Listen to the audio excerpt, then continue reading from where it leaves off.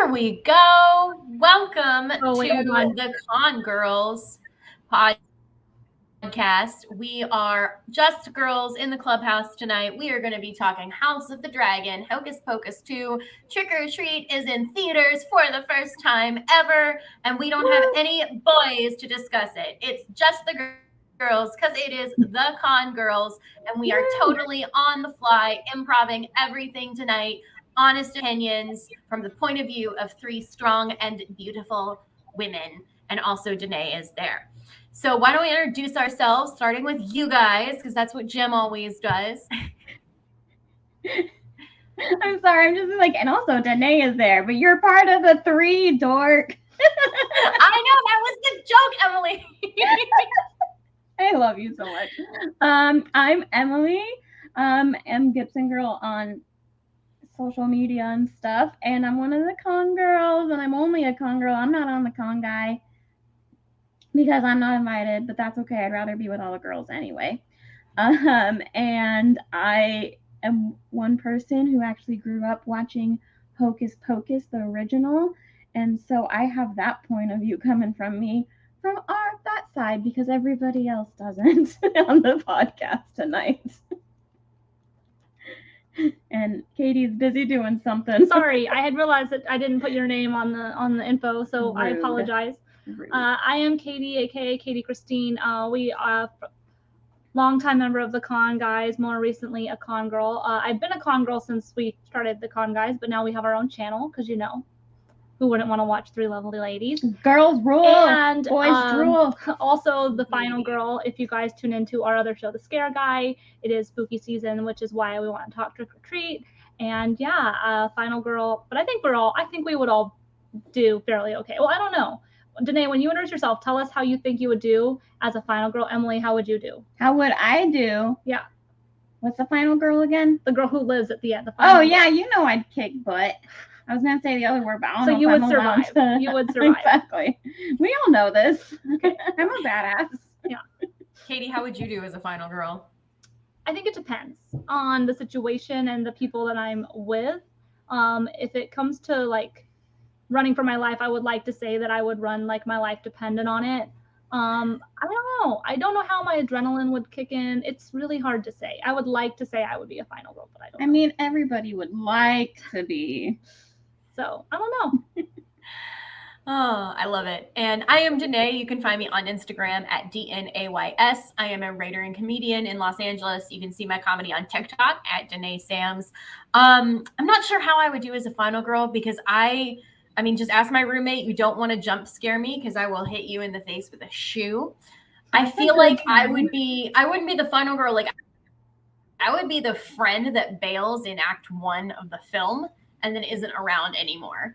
Like I'm like, no, it's your own fault. You got into this mess.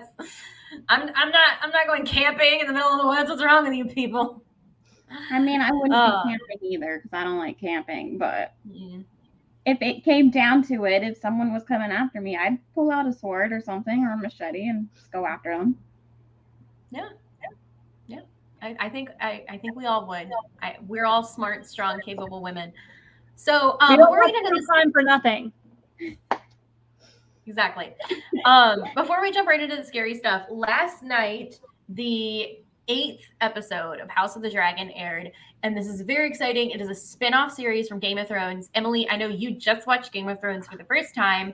I was excited about it because I started Game of Thrones from the very beginning. I stuck with it till the end, and a lot of people did not like the way it ended, me included. But House of the Dragon has been very different. As much as a lot of people were frustrated with Game of Thrones, we're all still watching House of the Dragon, mostly because Matt Smith is in it. And you guys just finished episode 3, right? Is that where you guys are? Yeah, we just finished episode 3. Yeah, we finished 3. Okay, so compared to Game of Thrones, what were like your first initial reactions as to how different this show was? Do you want to go? Because you watched Game of Thrones first. Oh, sure. Okay, I'll go. So I started watching Game of Thrones, I want to say, I think around season 5 or something. I don't remember exactly when I started watching it. It wasn't right when it came out, but I eventually jumped on the bandwagon, was like, let's see if the show is as good as everybody says. I think in most ways it was. I did not hate the finale. I did not love the finale. I gave it, I think, a 3.5 out of 5 stars because, like, for me, everything that happened, none of it seemed out of the ordinary for me. It all seemed to work, but they did forget certain things. They did rush it. That was my one worry about it, my one negative thing about it. But someone months later, I was talking to them at work. They were looking at the Game of Thrones stuff at work, and we're talking about it because, you know, there is so much that people say they hated it, they loved it, and they said, no, everybody became exactly who they were either trying not to be or were destined to be. And as soon as she said that, I went, I mean, you're not wrong. So I think for me, it just existed. It's not on the best list. It's not on the worst list. But that said, going into the prequel, I was a little indifferent because I was like, to me, that chapter of my life has closed. Game of Thrones is over. I have moved on from it. I don't know how I feel about jumping back in. So the first episode, I was a little bit, you know, like, I don't know how to feel this. And then Matt Smith came out. And he's probably the only reason I'm still watching, which is sad. But at the same time, the Whovian in me is like, I know why I'm watching this, and that is my truth. And, you know, let's see what kind of shenanigans he can get into. That's fair. I mean, for me, Matt Smith is the reason we're watching House of the Dragon. Henry Cavill is the reason I'm watching The Witcher. These studios know what they're doing when they cast men in these fantasy roles. Let's be real. I started watching Game of Thrones from the beginning because my brother Derek, who is also one of the con guys and is on the show a lot, he had read the books and was like, oh man, it's like Lord of the Rings, but very dark. You're gonna love it. A big difference I noticed, and I talked to my roommate Nakia because she is also a big House of the Dragon, Game of Thrones fan. Right from the start of Game of Thrones, you knew who the bad guys were. You knew who the good guys were. We loved Ned Stark. We loved Arya. We loved Jon Snow in episode 1. And we also hated Jaime and Cersei in episode 1. And, you know, we're already on episode, like I said, 8, I think, 7 or 8 of House of the Dragon. And it's still like, I don't know who I want to cheer for yet. I know I don't want to spoil anything for you guys, but it's like, okay, these people did some bad stuff. These people did some good stuff, but I haven't found a character to be like, I want them to win the Game of Thrones. I want them to win the House of Dragon. It's just like, yes, we love Matt Smith, but he's done some awful stuff. We know that this is a family that is crazy. We know that they do some unsultry things as a family that people shouldn't be doing. So it's a little hard to root for somebody.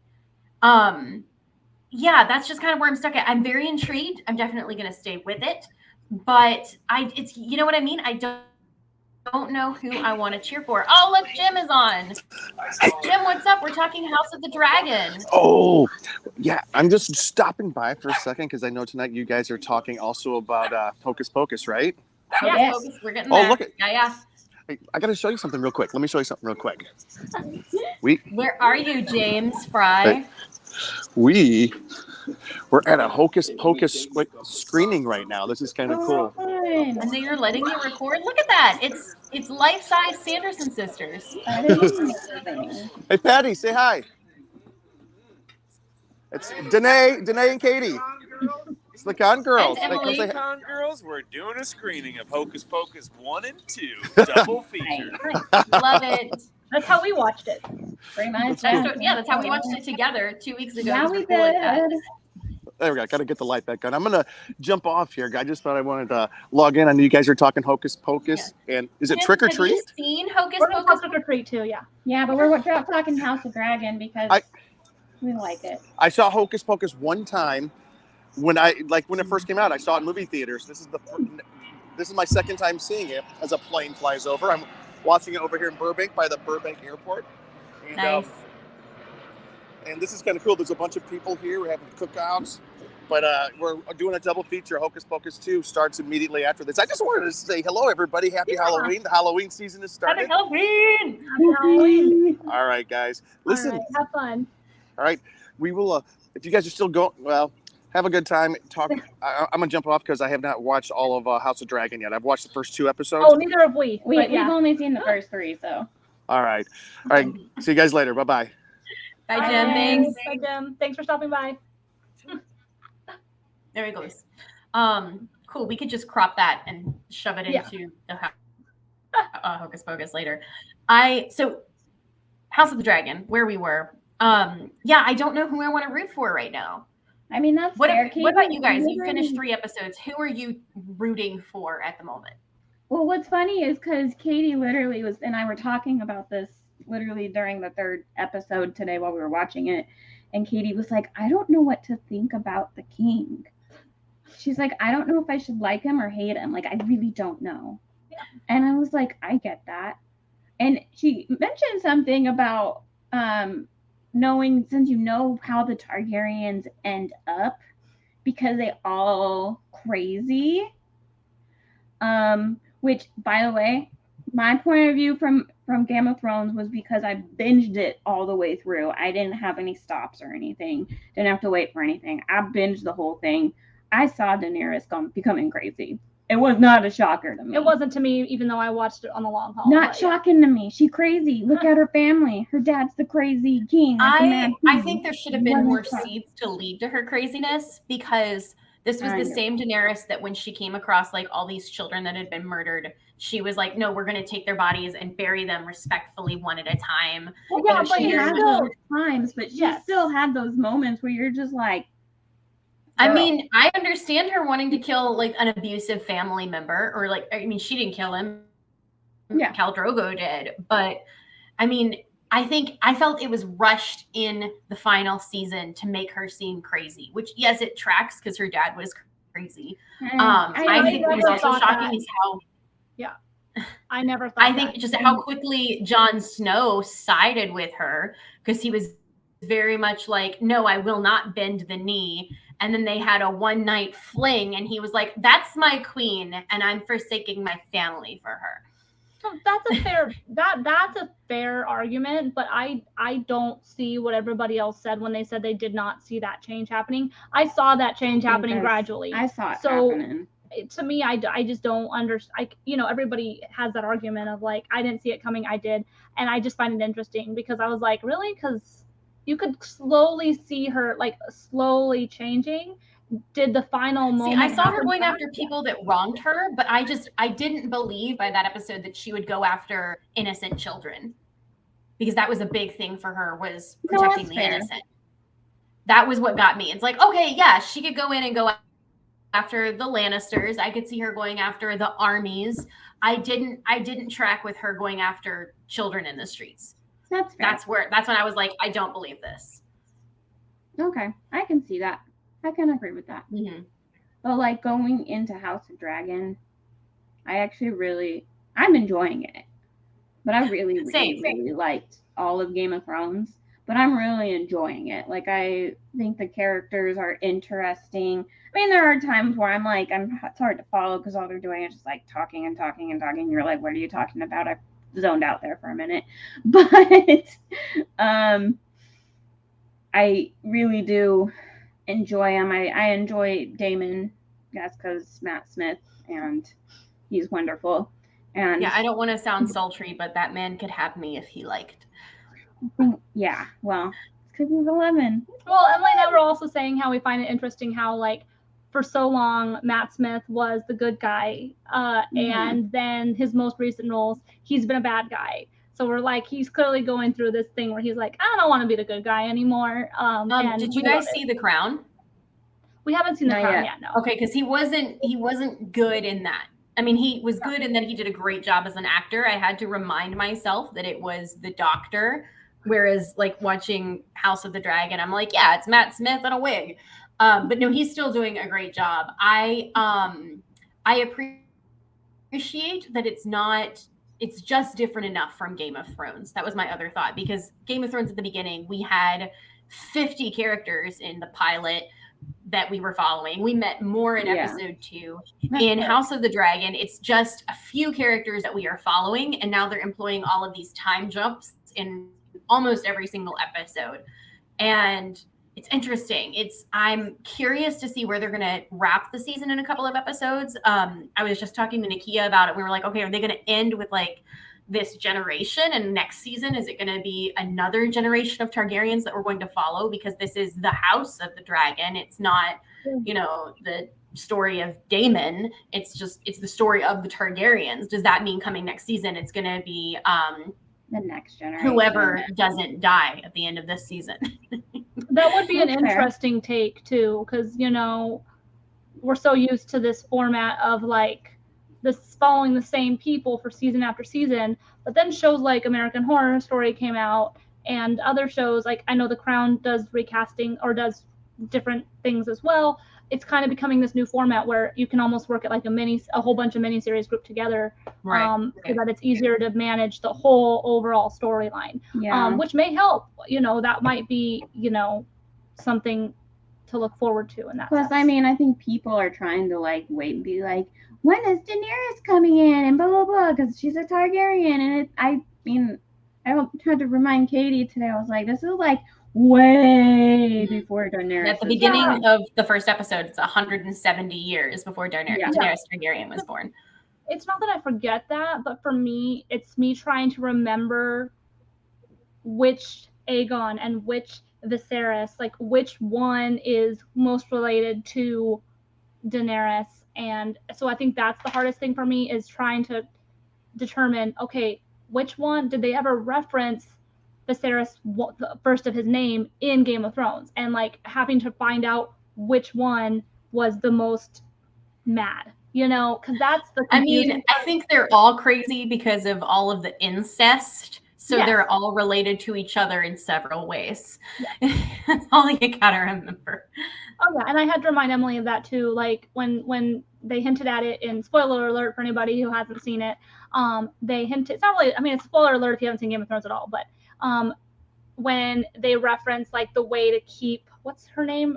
Rhaenyra, like in the line, and is to marry her brother who's 2.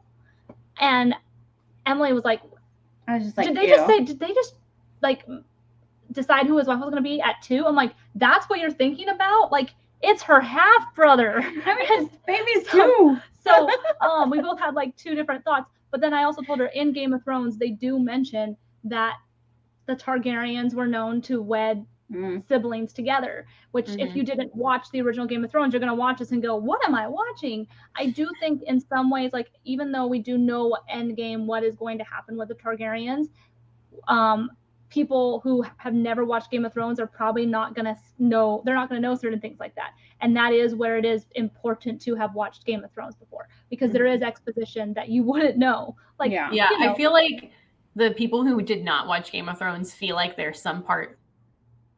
part of some kind of like exclusive club that, to the point that they will not watch House of the Dragons. They're like, no, I'm part of the 2% that has never watched Game of Thrones. That's great. Your medal's in the mail. That is a thing. So I feel like it's just Game of Thrones people watching. But I mean, I could be wrong. There could be some people who didn't watch Game of Thrones who are watching House of the Dragon. If you are, please comment and tell us, because I would love to hear your take on the show. Yeah. Anyways. Also, I know we need to probably move on from this, but I do want to say, if you have Twitter, Ben Schwartz, we love Ben Schwartz, aka John Ralphus Saberstein. Yes. Or part of Schwartz and Middleditch and Schwartz, Schwartz and Middleditch, improv, but anyway, he is unfortunately got the coronavirus and has been binge watching Game of Thrones for the first time, and has been relentlessly tweeting his thoughts. It's pretty funny. Harley's interrupting the stream. He wanted to come in on the Game of Thrones too. Anyway, so if you do have Twitter, check it out. It's like so many tweets. Every day I've had to go catch up, and there's like 20, 30 tweets to catch up on. So it's funny. It's fun to see someone else going on this journey for the first time all these years later. So I hope like he was saved from all spoilers, because that'll just make it amazing.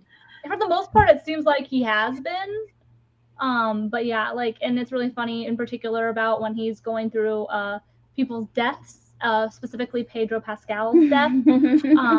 So it's just, I recommend checking it out right through it. if you want some fun things to read on a boring afternoon. So Very good. Awesome. House of the Dragon. We've got 2 more episodes left, I think, this season, and we're excited for them. I hope we do an episode of Con Guy post final episode of House of Dragon season 1, just so we can discuss it. I really want to hear Derek's thoughts. So yeah, moving on. There's this film called Trick or Treat that I know nothing about. So Katie, can you explain the child with the burlap sack on their head? Yes. So for those of you who may not be familiar with it, you might have heard me talk about it on a Scare Guy this last week, but there is this little cult following classic called Trick or Treat. It was a straight to DVD movie when it came out. Forget what year it came out, and I don't have my notes, unfortunately, but Emily's probably going to look it up right now for me. But it has Anna Paquin in it. It has John-Luc Bilodeau. He's a really small part. 2007, yeah. And then the director is, I'm blanking on his name right now.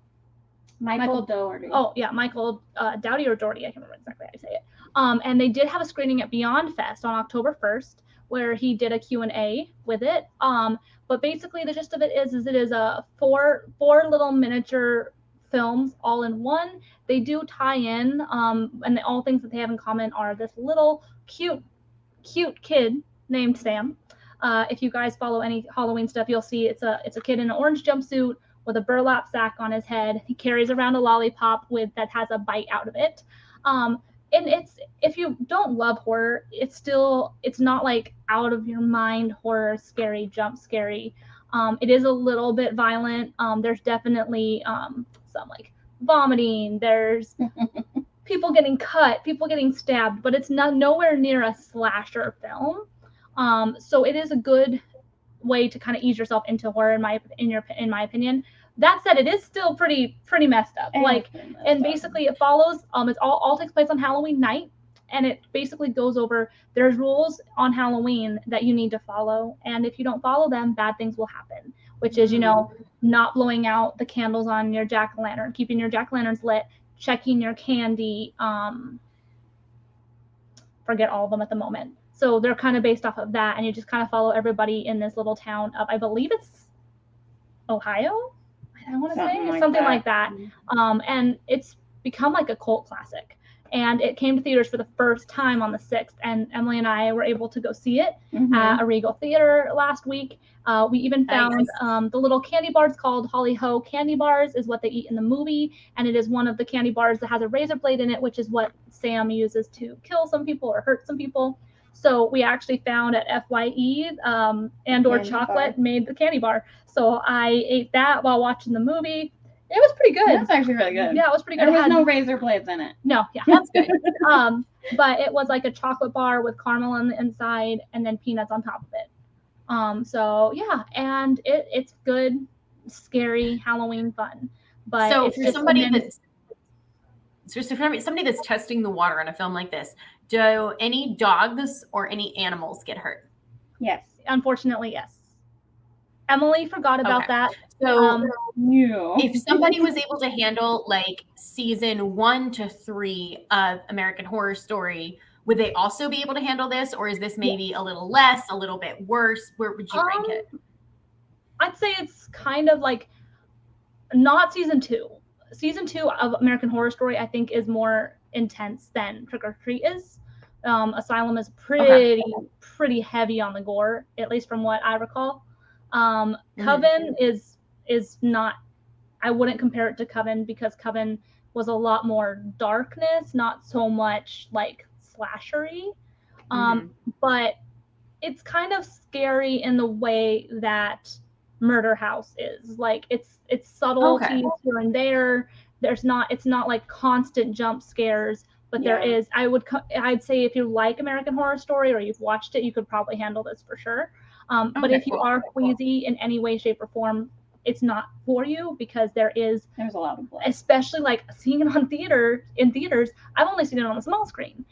There's certain details that you don't see on the small screen that you see on the big screen, and certain scenes when they're bloody read a lot differently on the big screen than on the small screen as well. So that was another thing where I was like, oh, that kind of got me.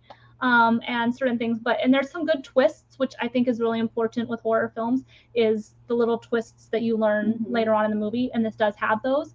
And at Beyond Fest, they did say that they are in talks and in pre-production of discussions of doing a sequel. So that is something to be excited about. They kind of heard rumors about it for years, but they finally mentioned that they are, trying to figure it out and talk about it and possibly get that made. So yeah. Awesome. It's pre True Blood, Anna Paquin, or right when it started. I can't remember exactly. Probably right when it started.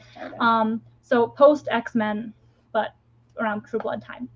So okay. And True Blood is way more intense than this movie is. So well, it's a different kind. Different kind. But yeah. Thank you for explaining that, because it's like I knew very little about it, but I knew that you loved it. So, did you have any final thoughts you wanted to share, or was that it? All I'm just saying, disclaimer, this is a little bit of a spoiler, but I don't care. The dog does die. Yes. Okay. Thank you. So, but you don't actually see it or anything, but I just know it happened, and then it broke my heart. Yeah, what happens. Yeah. They do it well in the sense that they did not break the carnal rule like Chaos Walking did, which is, showing it. That's a thing you don't do in movies, if you guys aren't aware. But that is a disclaimer, so you don't have to go on Does the Dog Die website to find out. We'll tell you that. Well, I'll tell you because she forgot. I forgot, and it made me sad again. Yeah. And I love dogs, obviously. Yeah. Yeah. Awesome. Well, for people who don't like gory, scary things as much, another awesome movie has come out this Halloween. It drops on September 30th on Disney Plus, and that is Hocus Pocus 2.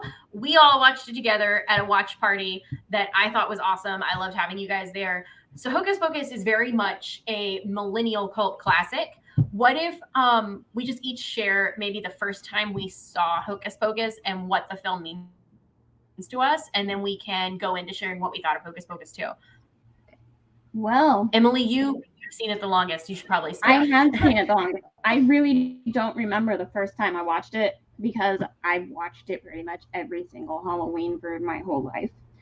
My mom is super big into it. She loves Bette Midler. So she didn't really believe in like sheltering us from like witches and that kind of thing, because she's like, it's not real. It's witches. Like it's not anything bad. There's nothing devil like really to it. And she's just like, it's just a fun movie. So we grew up watching Hocus Pocus. It's one of my favorite Halloween movies. It's the one I have to watch every Halloween, and I absolutely love it. It is so fun, and I've always wanted to dress up as Sarah Sanderson, and I've never have, and it's really sad. Oh, we should just do the Sanderson Sisters, you guys, the three of us sometime. I know, that right? Would be that the best. Be so fun. That'd be really fun. So, yeah, I mean, I have the whole growing up with it thing going on my side. I have the nostalgia. I have all of it. So. And then awesome. I think I probably was the one to watch it second to the three of us. I don't know. Actually, I don't know when Danae saw it, but I didn't see it till a few years ago. I think it was during 2019 or 2020. Yeah, it was our first year living together. So it would have been around then. Because, it was a movie that, being surrounded by my love for Halloween, it was one of those things I didn't talk about very much. Like, everybody would be freaking out about Hocus Pocus, and I would kind of just sit and not really contribute to the conversation because I did not watch it growing up, but was not allowed to watch it growing up. And so to me, it was like, okay, it's a movie. Like, that's cool that you all love it. I have no nostalgic attachment to it, because attachment because of nostalgia is like a huge thing. And so, like, I've noticed with watching it later in my life, when I finally did watch it, is you're comparing it to like, oh, everybody says this movie is special, and you're, as much as you try to like not put a lens on it for that reason, you do. And I did do that. And Emily can remember, like, I enjoyed it. I wasn't like, oh my gosh, this is the best Halloween movie ever. And I wasn't like, this is the worst Halloween movie ever. It was just a fun movie. I enjoyed it. It had that total 90s vibe that I grew up watching movies like that. So, but like, I think with Hocus Pocus, specifically, that nostalgia is very important as to how much you like it or not, because that is one of those films for sure. Yeah, I have about the same response because I watched it with my best friend who also grew up loving it. And she laughs at like the very corny jokes that the rest of us are just kind of like, oh, like acknowledgement chuckle. She will laugh so hard at them. So I think because of that, it got like, I was like doing the whole like, it's not that funny. What is wrong with you? When I watched it the first time. But I warmed up to it later when I'm pretty sure I watched it a second time, although I don't remember when that would have been. But yeah, my roommate organized this night to do a double feature, and it was fun to watch it a second time. And I gotta say, I really loved Hocus Pocus 2. Maybe it's because I didn't have as much nostalgia like Emily did for the first one, but I think it was definitely tailored to our audience and the 20 and 30 something millennials that grew up with it.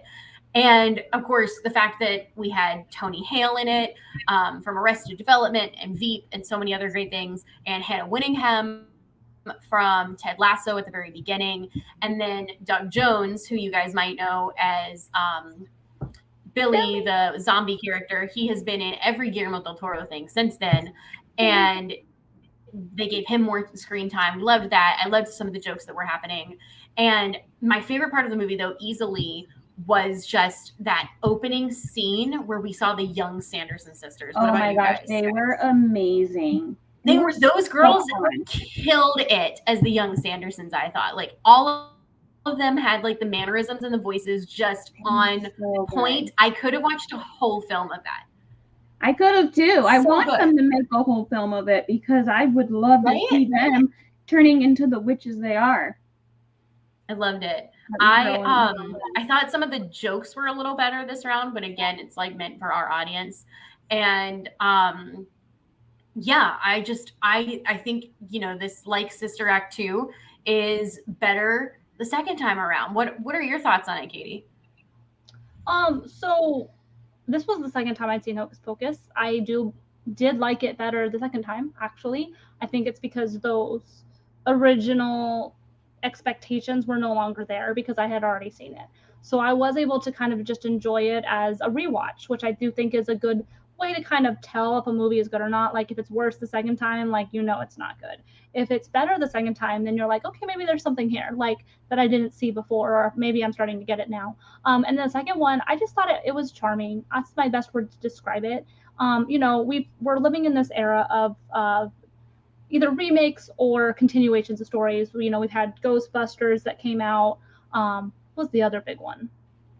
There was another big one that did that. And like with Ghostbusters, it was great. It was a great continuation of the story. So I think that the thing I was most worried about going into this movie was that it was going to be a remake. And you don't want to remake a movie like this because there are a lot of people. It would be impossible to please people. It's already impossible to please people. There are people tearing this movie apart to shreds, but it's even more so if you remake it. And so telling a new story to a new audience and an old audience is a really hard thing to balance. And I do think they balanced it well. They balanced the Easter eggs that are hidden throughout the movie so that the people who have that nostalgic connection were still able to see that. Costumes came back from the original movie. Oh yeah, that was awesome. But in some ways it was a little bit, Emily will probably touch on it more, but like there's certain things that I liked and didn't like. I don't remember who it was that mentioned it, but online I saw someone say this works as a DCOM. And for those who are not millennials, DCOM stands for Disney Channel Original Movie. It works as a DCOM, but it wouldn't have worked in theaters because I don't think it has the theatrical appeal that the first one did. The first one had the theatrical appeal. So in that way, you do kind of have to compare it to, it is a Disney Plus streaming movie. Yeah. For a reason. But it was fun. At the end of the day, I had fun. It had this just like still had this childlike quality, which made the first one good. And to be able to see original people come back in. Using Roombas. That was my favorite part. Yeah. You know the Roombas? That was Because amazing. That's all Happy that to Jimmy nice on the Roombas instead of the vacuum cleaner. I was like, yes, it is That was 2022 perfect. and I'm here for it. little details that make a big difference when you're translating something to 30 years later. Or like Sarah on the Swiffer instead of the mop. Like, Yeah. So they just really took time to, I think, appreciate all the different audiences who would watch this movie, which was important. So. all right, is it my turn? It is your turn. Yeah, I was about to say, what did you love the most? Okay, Billy Butcher is my favorite. He's always been my favorite, and I love that he got more airtime. Mm-hmm. Let me preference this. What I'm going to say about this is I really enjoyed the movie. I would watch it again. I do not think it was better than the first one. I think the story in the first one was way better. And I actually had a conversation with my whole family about this last night. Yes, so yesterday was Sunday. So I had a full conversation about my family because we've all watched it. We all grew up watching it, obviously. And we all agree that the first one was better and the story was just stronger in the first one. I think they did a really great job with what they had. I think they had a good job. Like the girls were actually the teenagers in the movie, like the fighting the sisters and stuff. I thought they were fantastic. Mm-hmm. But I didn't feel like they were in any kind of danger at any time. Like I didn't feel like their stakes were high enough. I didn't feel like a lot of stakes weren't high enough. As of where in like the first movie, you see them trying to like kill the kids. Like they were actually sucking their soul out. You know, they didn't really get into that at all or anything. Mm-hmm. They just talked a lot about wanting to kill people and never did anything. But it was so wonderful to see them together again. I'm not a big fan of the song they chose for it. I'm also not a big fan that they did the exact same spell that they did in the first movie. I think they could have gotten a little bit more original and come up with something new. That's just me. But it's just so hard when I Put a Spell on You. It's just such an iconic Hocus Pocus song. Yeah. It's so iconic, and it's hard to follow up with that because people love that song and people sing it on Halloween and play it on Halloween up to this day. I don't think it's going to be that way with the song that they chose for the second one. Definitely not. I don't think so. But there were aspects of the movie that I love. Like you said, the kids in the beginning, perfect. They were fantastic. They were so perfect. As soon as Sarah talked, I was just like, oh my gosh, she is Sarah. Like, that is a Sarah thing. Like, they were just so amazing. And I would love a movie of them following those kids into turning into the Sanderson sisters that we know and love today. On the other part, with the teenagers who have the book now and everything, I think they could do a really good job with a TV show, like a Disney Plus show coming out with that. People would like that. I think it would be good for the new generation. Yeah. I think if I had one big complaint about Hocus Pocus 2, it would be that they didn't reveal that the magic was as dark as they did in the first one. I mean, that was the thing. The first one was this book was handed to her by Satan himself. And they kind of changed that in the second one because it's just another witch. And they saw it as something that was just fun and silly. Whereas, like you mentioned in the first, it's, they're going to kill children. We didn't have that in the second one. It was just a fun and silly adventure. So I think that definitely could have been improved upon. And although one side note, if you guys are on TikTok, you should check out Disney Plus had some pieces of interviews from Hocus Pocus 2. One of them with Doug Jones, you might know as Billy Butcherson. And he talked about just being on set and getting to sing with Bette Midler.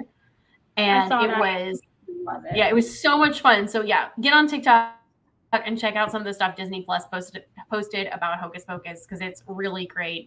And if you've seen Shape of Water, the TV show What We Do in the Shadows, you are probably a fan of Doug Jones without realizing it because he's always in a crazy costume that keeps you from recognizing him. But did you guys have any other thoughts that you wanted to mention about Hocus Pocus 2? I Yeah. mean, Go ahead. I do want to mention too the book. Okay. They updated that book amazingly, and when that book shed a tear, I shed a tear. And they gave so much personality, more personality to the book because of the updated technology and stuff. And I just thought it was amazing. It was probably one of my other favorite parts besides Billy, because like I said, Billy's just always been my favorite. Loved him in the first one. Calls her a wench. It's my favorite thing. And so, but the book was just fantastic. Loved the book. And like I said, when it cried, I'm getting choked up even thinking about the book crying. Okay, what were you going to say? My final thoughts is kind of echoing kind of off of what Danae and Emily both said about the new characters. Obviously we had the three girls who were the new characters, and as much as I do think that they did a good job at balancing the new generation with the old, it also did hold it back a little bit. I feel like the movie would have been fine without them as well. I don't feel like they absolutely were necessary in the plot. It felt like Disney setting up for more movies, or like Emily said, a TV series. And that's something I'm not a massive fan of in movies. Sometimes a movie can be fine without additional characters. You know, we all watched it for the Sanderson Sisters. So that was the one kind of like, I can see why people don't like it. It did seem a little bit bubblegum compared to the original. Like you were saying, it's not as dark, which is just a sign of the times, which can be fine. Don't get me wrong, but it's also like, just sometimes we don't want that sugar coating on stuff. It made it a little predictable as well. Like, I mean, everything that was with the new girls, to me, none of it was surprising. It was, oh, she's gonna be a witch. Oh wait, she was. Like, there wasn't anything that surprised me about it. It was just like, I know where this is going. And to me, that was very much obvious that it was a DCOM. That's the main reason why I would say it would not have worked in theaters, because it felt like a Disney Channel movie. Yeah, I completely agree with that. Yeah. Not saying they didn't do a good job, but they did a good job. Yeah, I mean, I enjoyed it. I had so much fun. I personally don't think I could get on board with the Hocus Pocus show because, spoiler alert, if you haven't watched it, skipped ahead, but the film did end with us saying goodbye to the Sanderson sisters, and that is what makes Hocus Pocus. So if they are not a part of a TV show or maybe a third movie, I doubt I will be watching it. That's fair. Yeah. I mean, I probably wouldn't watch a TV show either, but like I said, for the newer generation, I think it could be good for kids. Yeah. But I wouldn't watch it if the Sanderson sisters or Billy wasn't in it. Exactly. Yeah. I mean, okay, if Billy was in it, maybe. I'd probably watch it if Billy was in it. If there was like more of the time frame between when Winifred says that she's dating him, because you know they talk about in the movie about how like, oh, we kissed once, like, and he like says this thing, but what we know from the original Hocus Pocus is that, oh, they were boyfriend, but they weren't. So if there was a story of that, like in between time, I would watch that. Yeah, that's what I'm telling you. From exactly. Like this, from where they left off, and then where the girls find out that they're going to be witches, and then up until the sisters we love, until that story, I would. I would much prefer that to something about the girls we met in Hocus Pocus too. Like that. I love that little. Oh no, we didn't date. Like, what are you talking about? I mean, that was weird. Even in that beginning part, they mentioned Billy, and he just like, what? Like, because she's like, I want to be with Mary Billy, and he's like, what? No, and it's like, oh, you saw it, like young Billy, and I wanted to see more of him. That was so good. Yeah, so we definitely recommend these movies. I would recommend doing a double feature so you can catch a lot of the jokes. Absolutely. Especially if you're going to do it with popcorn and caramel apples like we did. It was the best time. So that kind of completes our list of stuff that we wanted to talk about tonight. But we are in the middle of Halloween season. And I know we've discussed on other podcasts what we're excited to watch coming up. I'm just curious, do you guys have like costume plans that you want to share? Or is it going to be like a surprise kind of a thing? Because I mean, we have already 2 Halloween parties we've been invited to just in the Con Guy sphere here. Yeah. Yeah. So despite my being a costumer and a cosplayer, you would think that I would have had my costume idea already. But the thing is when you are a creative person like me, there is nothing you don't want to do. So when you're trying to decide what to be, your brain can't focus. So we're still trying to figure it out. So it's a surprise to us currently. Well, I mean, I've had ideas, but for myself, because guess what? We're not a couple. We don't have to do a couple costume. Yes, true. I had an idea that I was going to do. Money were not an issue. I know that the three of us would pull all the stops on some fantastic costumes. Like we just said, we could be the Sanderson Sisters and it would be dope. Yeah. Okay, well, I gave her the idea of where I dress up as Dwight Schrute with the pumpkin on my head, and she can dress up as Jim with a bat chasing me, trying to get the pumpkin off. That's perfect. You guys should do that. I thought it would be hilarious. Then she also said sexy Jim and sexy Dwight. Because you know how in The Office they have Nellie be sexy Toby? Be sexy Toby, yeah. Yeah, why can't we be sexy Dwight and sexy Jim? Like, I love it. I love it. I'm a big Office fan, so I love both of those ideas. Yeah. I mean, like I said, we have two parties. So you could do, one Jim and Dwight for one party and then the other Jim and Dwight for the other party. Yeah, true. It's true. She just doesn't want to do something that simple. I'm just like, I think it would be great.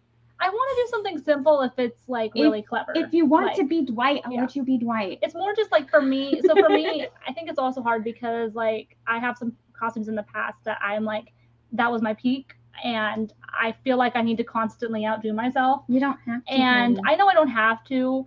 Just have fun. I made a joke with Emily about like, as a costumer, I've always made my own stuff. I've always been like, I need to do something clever.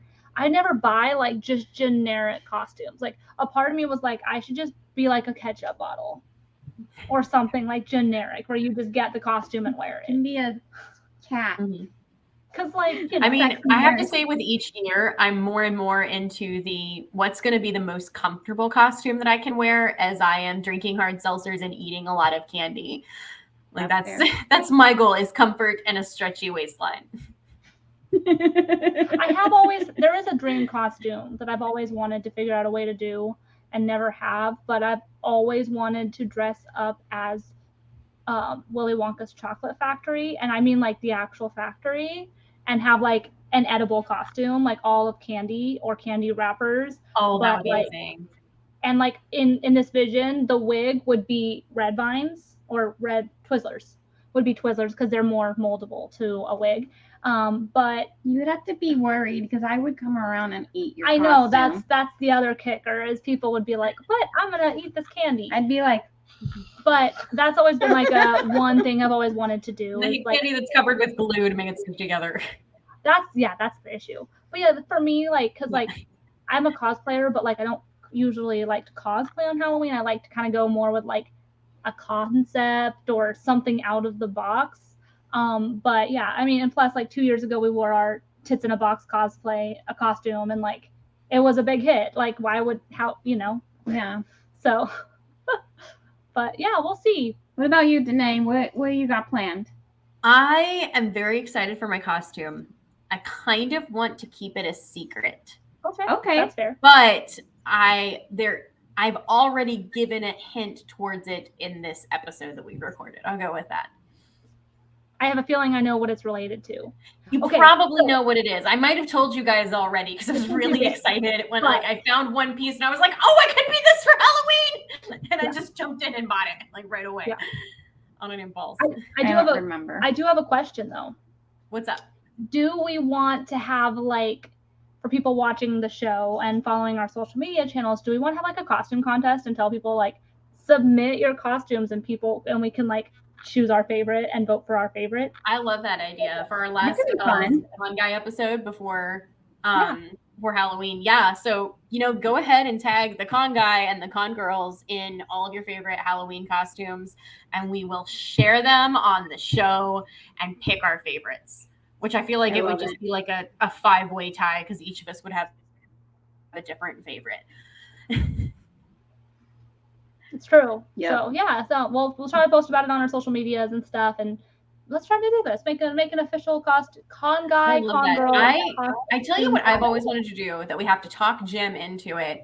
I would love to have a ghost story episode of the Con Guy, of user submitted ghost stories, possibly as well as Con Guy and Con Girl ghost stories. If we have some that we want to share, that we could tag along with like favorite Halloween memories. I don't know if listeners would be into that, but I would love to as a read con girl thing though, because we like that kind of stuff. Yeah, and also like for anybody who's watching this or listening to us on, you know, Apple or Spotify, which is also where you can find us if you're listening, is you can let us know. Like, we're very much into true crime, and we kind of, as women, kind of drift towards that, but we do understand that there is a lot of podcasts about that. So let us know if there's anything that you're like, oh, I kind of want to know your guys' thoughts on this from a female perspective. Let us know in the comments or on Twitter. All of our Twitters or Instagrams are right here. Just let us know, because we would love to know what you guys want to see or what you want to listen to. And we're always trying to think of different ideas and stuff like that. So any input, honestly, always accepted. So I need you guys to finish Dahmer so we can talk about it on here. yeah. Spoiler alert, he is a serial killer. Yeah. What? Yeah. Spoiler alert. He's a Spoiler alert, Jeffrey Dahmer was a serial killer the whole time. Had no idea. But that said, for anybody who is listening or watching this podcast, we will be doing some sort of coverage on Dahmer, whether it be Emily and I posting videos of us reacting, but we will probably try to do an overall episode review, series review with Danae about it, and we might even be able to compare it to other Netflix serial killer true crime stuff. We never even talked about Under the Banner of Heaven. So there's all sorts of things that we could talk about in this true crime era. And that said, before we wrap it up, I just want to say I'm also super excited that American Horror Story is coming back, because I thought it wasn't coming back this year because I hadn't seen anything about it. And oh my gosh, Zachary Quinto is coming back, and I could not be happier. I saw that. Almost fills the hole of Evan Peters not being there. I said almost because nothing can fill the hole that Evan Peters not being in it will bring on me. But that said, stoked that it's coming back. I hope it's better than the second half of last season. That's all I have to say. Because I didn't finish even like last season of American Horror Story, which was, I don't think we did either. We didn't watch the second story. We watched the first part of double feature, and we watched one episode of the second part, and we're like, no. I mean, besides American Horror Stories, there was the American Horror Story, and it was the guy writing, and Evan Peters and the mom, Barney's mom from How I Met Your Mother, were other artists that turned him into a vampire, basically. Was that the story? Yeah, I didn't finish that one. Oh, we loved that one. That one was really It was the alien premise we did not like. It was the second story that we couldn't. Oh, there's an alien premise in that too? It was double feature. So the first one was that, and the second one was a whole new cast with the first half was that vampire one, and the second half of the season was the alien thing, and they had what's her name, the pilot who went missing. Oh wait, Amelia Earhart was like a character in it and stuff like that. It was random. It was weird. Yeah. That is weird. I gotta say, I do miss like some of the American Horror Stories I liked best were the ones that took place in the past. That were not present day. Like I loved Asylum is always my favorite. I really enjoyed Coven, which had a lot of things in the past, some modern. And then I think everybody liked Freak Show. I don't know of a person who didn't enjoy it. I know a lot of people who did not like Freak Show. Really? She made me watch it, and I don't like clowns or anything. Okay. For me, I think Freak Show was the last season I actually enjoyed of American Horror Story. Interesting. My favorite seasons will always be Hotel and Murder House. Like she hasn't watched Hotel yet, but it is going to be the next one we watch because I love Hotel. I think it's fantastic. I have thoughts. I have questions about Hotel, but I'll ask you when we finish the broadcast here. Sounds good. When we finish recording. So yeah, well, I guess to finish up for this evening, you guys, happy Halloween. Above all, let's remember in this season of spooks and scares and tricks to always do your best to be excellent to each other. The best pranks are the ones that confuse, don't abuse, don't break someone's possession, don't hurt someone physically. Instead, cover their room in plastic dinosaurs that make them go, where did all these plastic dinosaurs come from? That's a way better prank. And I am Danae. You can find me on Instagram at DNAYS. Guys, where can we find? You can find me on Instagram and I guess TikTok now because I finally downloaded that. I haven't posted anything because I'm still confused about it. But my thing is at mgibsongirl. It's down in the little boop, boop, boop, right over here. And you can find me across all social media, Instagram, Twitter, TikTok, Twitch. I feel like there's probably something else in there, but I'm not sure. At KT_Christine. I will eventually get back on Twitch. I'm going to try to start doing some more streams, but life happened. You can also find me helping with the Con Girls socials. We have some cool stuff that we're trying to figure out in the works. So just stay tuned to our Instagram for more details because I do not think we have made a Con Girls Twitter yet. So we'll try to get on that. But yeah, excited to bring you another show. Hopefully soon we'll see you guys back again. And then make sure you do check us out on check us out on YouTube if you want to watch the video, or you can check us out on, like I said, Spotify or Apple podcasts, anywhere where you listen. If listening is more your jam, you can find us there as well. So stay spooky, y'all. Well, this has been great. Thank you guys, and we will see you soon. Have a happy Halloween.